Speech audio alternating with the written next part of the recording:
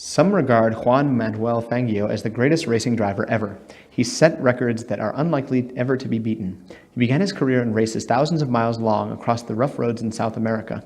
Only later in life, when he was in his 40s, did he turn to Formula One and become equally successful there, winning his first title in 1951.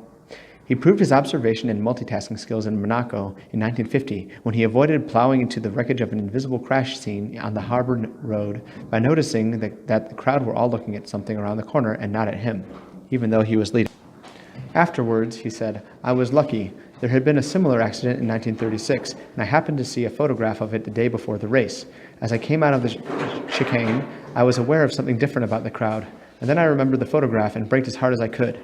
Formula One history was made by Fangio in the 1957 German Grand Prix, where he produced probably the greatest racing performance ever. It took place at the Nuremberg, the 14-mile track through the Eifel Mountains, which is considered to be the most challenging race circuit ever devised. Fangio became world champion for the 5th time and retired, aged 47, at the end of that racing season. He returned home to his birthplace, Balcarce, in order to manage a Mercedes car dealership. He was subsequently appointed president of Mercedes-Benz Argentina in 1974. He occasionally returned to Europe later in life to demonstrate his former racing cars. He also made a trip to the 1993 Brazilian Grand Prix, where he shared the podium with fellow Latin American driver Ayrton Senna the year before the latter's death in a crash with the barrier in the San Marino Grand Prix.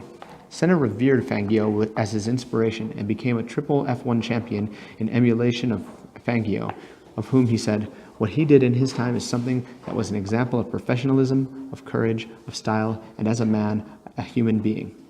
Every year there is a winner of the championship, but not necessarily a world champion. I think Fangio is the example of a true world champion. Fangio died 2 years later in 1995 at the age of 84.